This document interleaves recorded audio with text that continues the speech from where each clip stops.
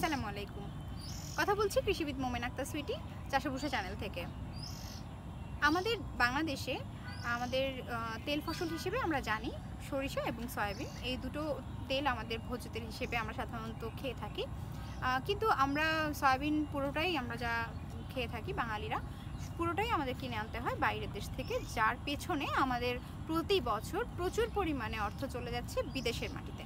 আর সরিষা অনেক উপকারী হলেও এর দুই একটা উপাদান আছে যেটা কিনা বেশি পরিমাণে আমরা যদি খাই তাহলে আমাদের শরীরে তার একটা ব্যাড ইফেক্ট তৈরি হয়, যার কারণে অনেকেই সরিষার তেল খেতে চান না।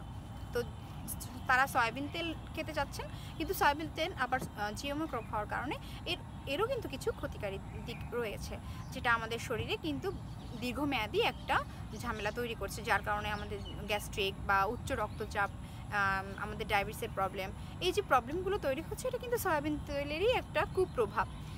এই সমস্যা থেকে বাঁচতেই হোক কিংবা আমাদের দেশের টাকা দেশে রাখতেই হোক, আমাদের কিন্তু এখন নতুন কোনো কিছু খুঁজে বের করা উচিত যেটা কিনা আমাদের ভোজ্য তেল হিসেবেও কাজ করবে এবং আমাদের শরীরেও খুব উপকারী ভূমিকা পালন করবে। সেই উৎসুক মন নিয়েই বাংলাদেশের গবেষকরা খুঁজে পেয়েছে পেরিলা নামক একটি ভোজ্য তেল, যা কিনা যার উৎপত্তি স্থল হচ্ছে চীনে, এবং চীন, কোরিয়া, জাপানে এখন এটি তেল ফসল, ভোজ্য তেল ফসল হিসেবে খুবই জনপ্রিয়। চীনা, জাপানি এবং কোরিয়ানরা আমরা জানি যে তারা হচ্ছে সুস্বাস্থ্যের একটা প্রতীক হিসেবে তাদেরকে মনে করা হয়। তাদের দেশে 90 বছরের একজন বয়স্ক লোকও তারা ট্রাক্টর চালাতে পারছেন। এর পেছনে তাদের খাদ্যাভ্যাসটা কিছুটা হলেও কিন্তু দায়ী, এবং এই যে তাদের যে একটা সুন্দর যে খাদ্যাভ্যাস বা তারা যে খুব সুন্দর ভালো ভালো কিছু খাবার ইনটেক করে, এখান থেকে আমরা অনেক কিছু শিখতে পারি। পেরিলা তারা ভোজ্য তেল হিসেবে নিয়ে থাকে কেন? কারণ হচ্ছে এই পেরিলাটার ভেতরে 65% হচ্ছে গিয়ে ওমেগা 3 ফ্যাটি অ্যাসিড থাকে, যা কিনা শরীরের জন্য খুবই উপকারী, এবং এটি উচ্চ রক্তচাপ কমায়, এটি ডায়াবেটিস নিয়ন্ত্রণে সহায়তা করে, এবং এই তেলের খুব সুন্দর একটি গন্ধ আছে যা কিনা খাবার গ্রহণে উদ্বুদ্ধ করে মানুষকে।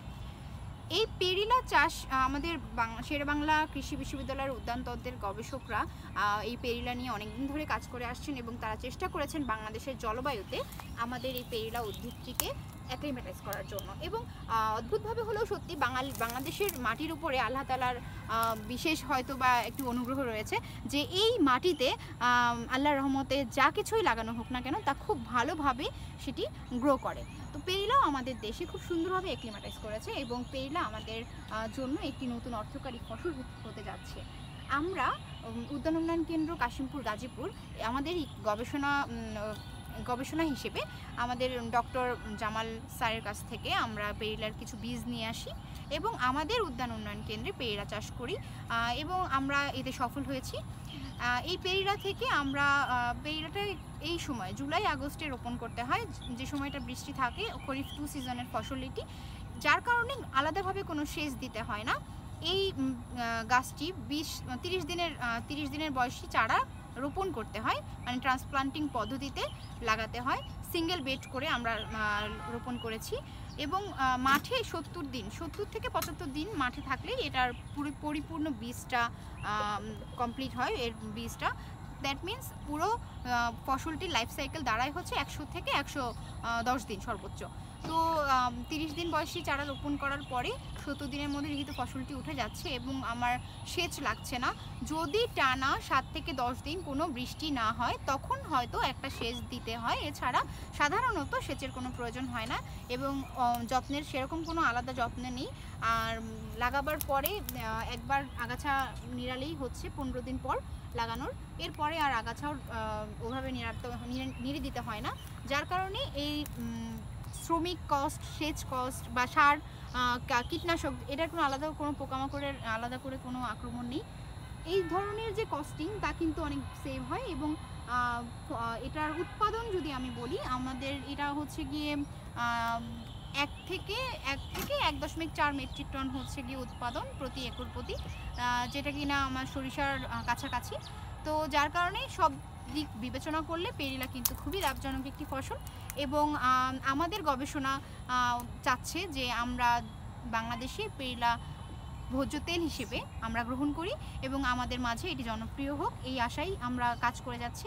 এবং আমরা চাই যে ধীরে ধীরে আমাদের দেশ থেকে সয়াবিন বিলুপ্ত হোক এবং আমাদের দেশের টাকা দেশেই থাকুক, আর আমাদের চাষিদের নতুন একটি ফসল হোক যা কিনা তারা খুব সহজেই এটা চাষ করতে পারবে।